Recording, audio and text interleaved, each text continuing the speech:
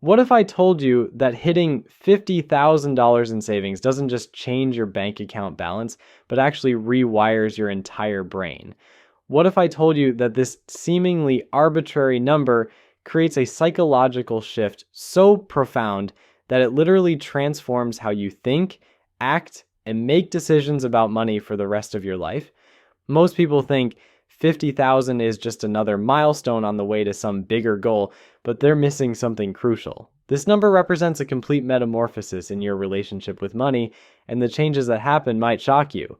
My name is Nick, and I spend way too much time thinking about the psychology of money and why some people build wealth while others stay stuck in financial quicksand. If you're someone who wants to understand what really happens when you cross major financial thresholds, make sure to hit that subscribe button and give this video a thumbs up if it ends up changing how you think about your savings goals. Here's what most people don't realize about reaching $50,000 in savings. They think it's just about having more money in the bank, but that's like saying a butterfly is just a caterpillar with wings. Sure, technically true, but you're missing the entire transformation that makes it possible. The shift from having a few thousand saved to having 50,000 isn't linear. It's not like going from walking 1 mile to walking 10 miles. It's more like the difference between crawling and suddenly discovering you can fly. The first thing that changes when you hit 50,000 is something psychologists call your locus of control. Before this milestone, money controls you. You wake up checking your bank balance with that familiar knot in your stomach. You calculate whether you can afford groceries before you go shopping. You avoid opening bills because you're not sure what's inside. But something magical happens at $50,000. You stop being controlled by money and start controlling it instead. This isn't just feel-good motivation speak. There's actual research behind this. Studies show that people with substantial savings report dramatically lower levels of financial stress and anxiety. We're talking about measurable differences in cortisol levels, sleep quality, and overall life satisfaction. It's like your nervous system finally exhales after holding its breath for years. The constant background hum of financial worry that you didn't even realize was there suddenly goes quiet. But here's where it gets really interesting, and this is something that caught me completely off guard when I first learned about it. The psychological impact of $50,000 has almost nothing to do with the actual amount. It's about crossing what researchers call the security threshold. This is the point where your brain stops perceiving money as a survival resource and starts seeing it as a tool for opportunity. Think about it this way. When you have $500 in savings, losing your job is an immediate catastrophe. You've got maybe 2 weeks before you're in serious trouble. When you have 5,000, you can breathe for a month or two. But when you have 50,000, suddenly losing your job becomes an inconvenience rather than an emergency. Your brain recognizes this shift and rewires accordingly. You start making decisions from a place of abundance rather than scarcity, even if 50,000 doesn't feel like abundance compared to what millionaires have. This psychological shift creates what I call the confidence cascade. When you're not constantly worried about money, you make better decisions in every area of your life. You negotiate harder for raises because you're not desperate. You take calculated risks because you have a safety net. You sleep better, which means you think more clearly, which means you make smarter financial choices, which builds more wealth. It's a positive feedback loop that starts accelerating once you cross that 50,000 threshold.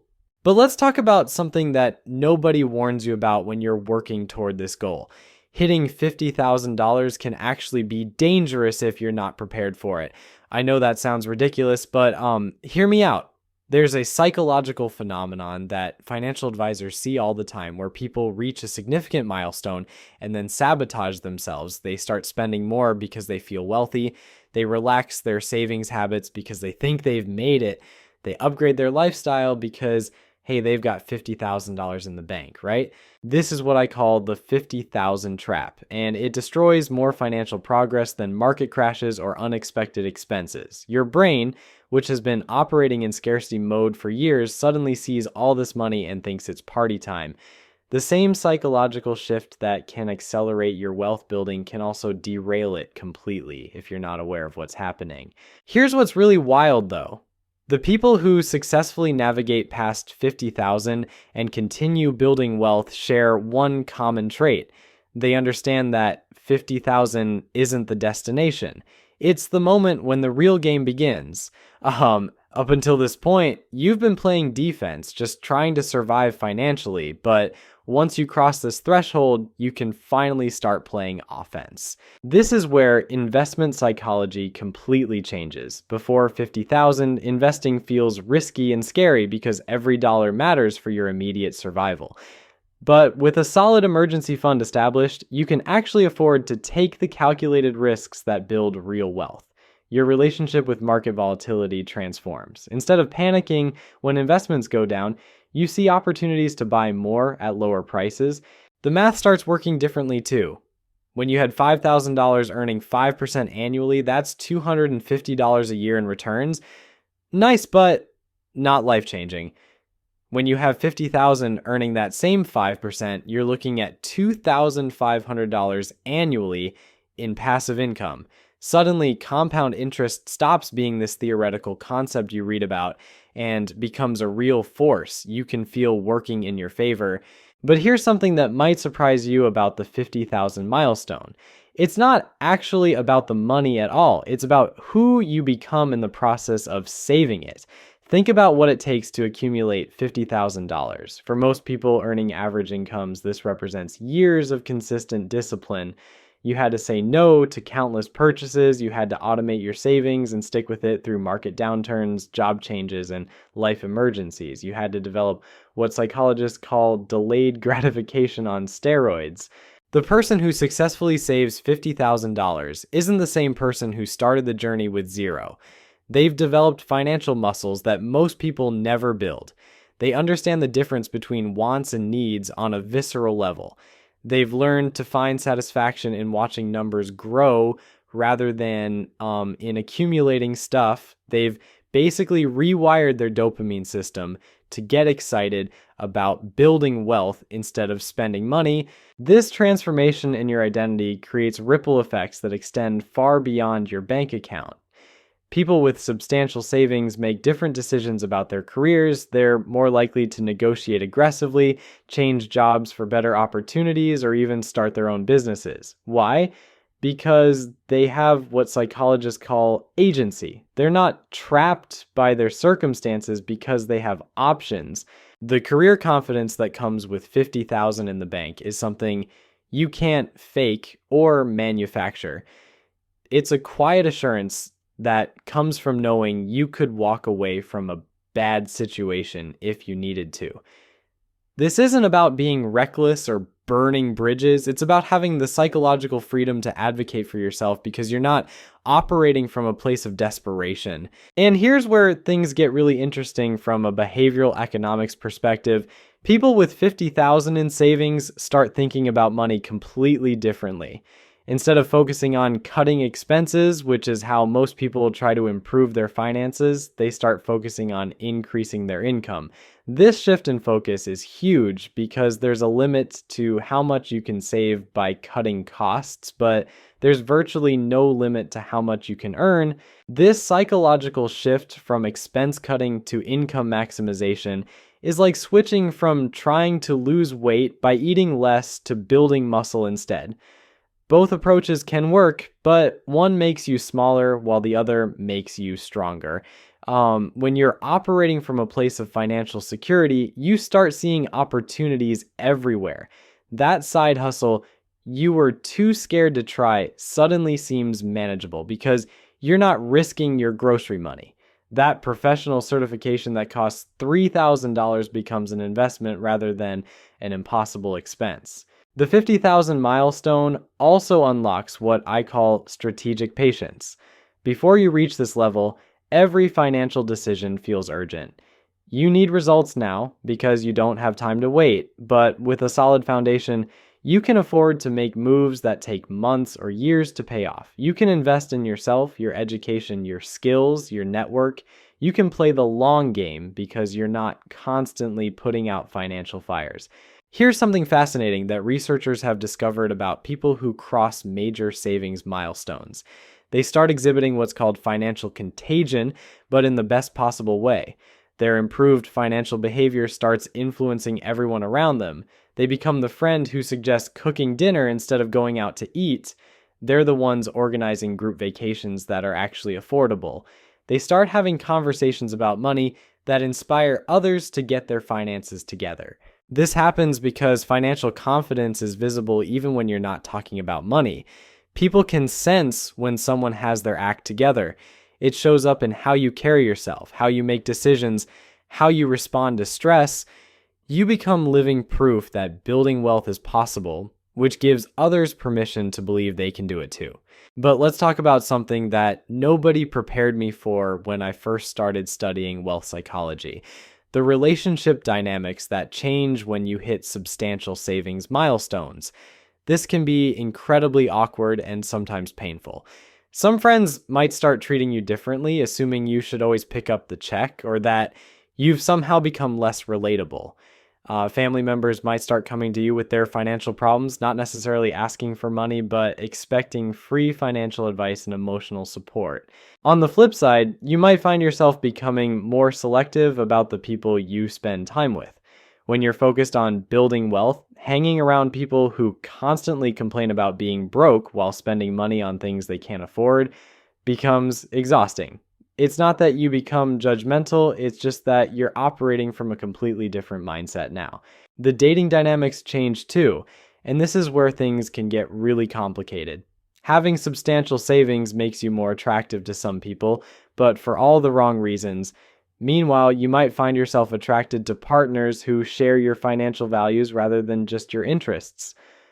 Money conversations go from being taboo to being essential, because you now understand that financial compatibility is just as important as any other kind of compatibility. Here's another psychological shift that happens around 50,000 that most people don't expect. You start developing what I call wealth paranoia, and it's actually a good thing. You become hyper aware of anything that could threaten your financial progress. That investment opportunity your coworker is raving about gets scrutinized instead of blindly trusted. You start reading the fine print on everything. You become naturally suspicious of get-rich-quick schemes because you understand how hard it was to build what you have. This paranoia might seem excessive to people who've never built substantial savings, but it's actually a protective mechanism. Your brain has finally recognized that you have something valuable worth protecting. The same way you'd be more careful with a luxury car than with a beat-up truck, you start being more careful with your money once you have a meaningful amount of it. The investment psychology at this level becomes really interesting too. Before 50,000, investing feels like gambling because you can't afford to lose, but with a solid emergency fund established, you can actually embrace the volatility that creates wealth. Market crashes stop being disasters and start being opportunities. Like, you develop what Warren Buffett calls the stomach for investing, which is the ability to buy when everyone else is selling and hold when everyone else is panicking. This is where the magic of compound interest really starts to feel real instead of theoretical. When you're earning $2,000 or $3,000 a year just from investment returns, you start to understand viscerally how rich people get richer. It's not magic, it's just math combined with time and discipline. But seeing it happen in your own account creates a psychological shift that's hard to describe unless you've experienced it. The career conversations you have with yourself also completely transform at this milestone.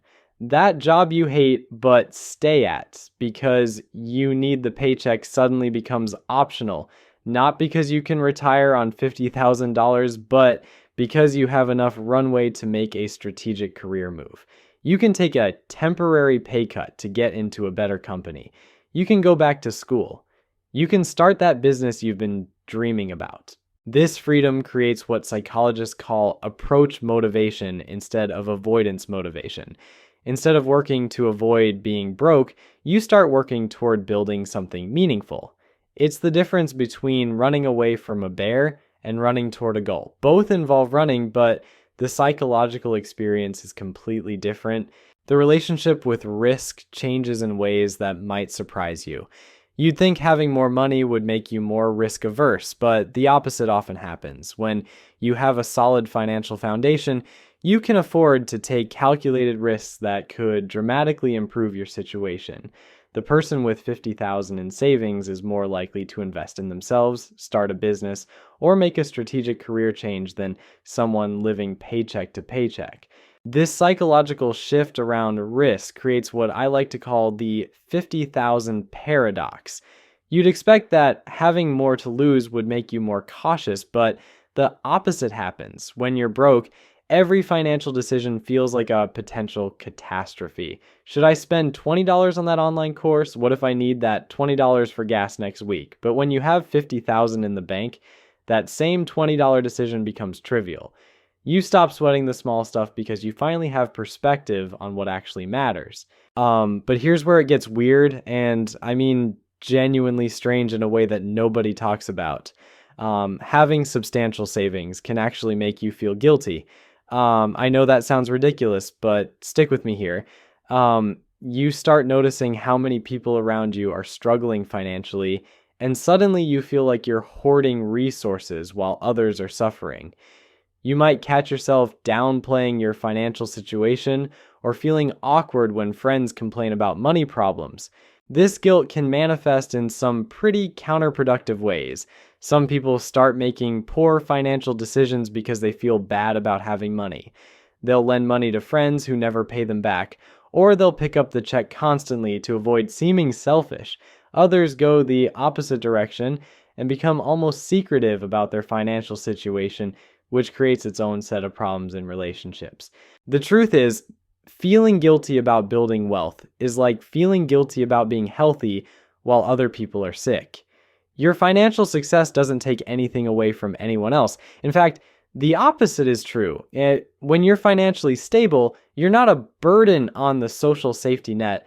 You're not asking friends for loans or relying on family members for support. You become part of the solution rather than part of the problem.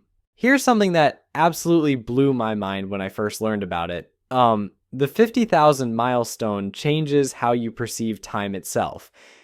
When you're living paycheck to paycheck, you're trapped in what psychologists call present bias. You can only think about immediate needs because the future feels too uncertain to plan for. But substantial savings create what researchers call temporal flexibility.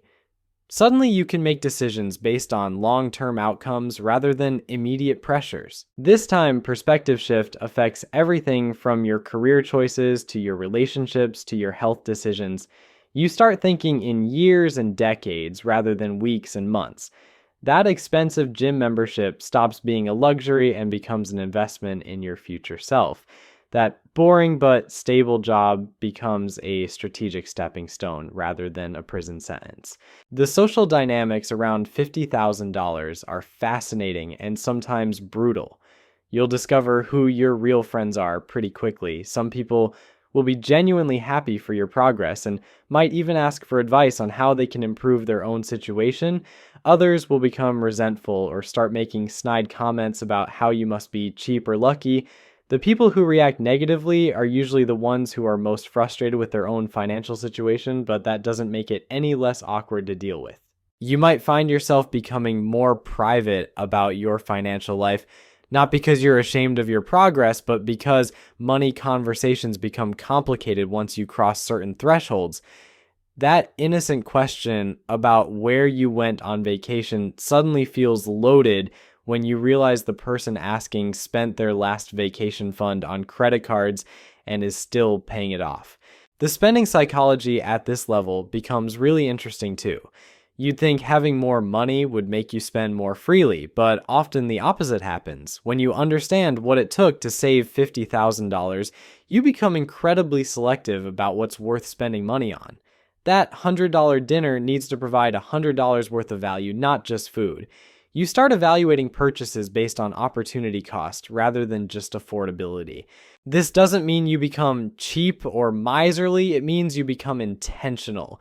You might spend more money on experiences that align with your values while cutting back ruthlessly on things that don't matter to you.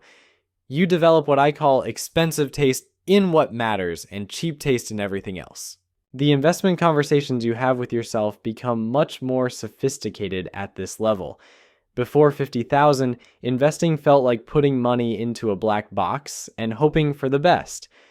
But with substantial savings, you start understanding the mechanics of wealth building. You learn about asset allocation, tax optimization, and compound growth rates, not because you're trying to become a financial expert, but because you finally have enough money for these concepts to matter in practical terms. So there you have it.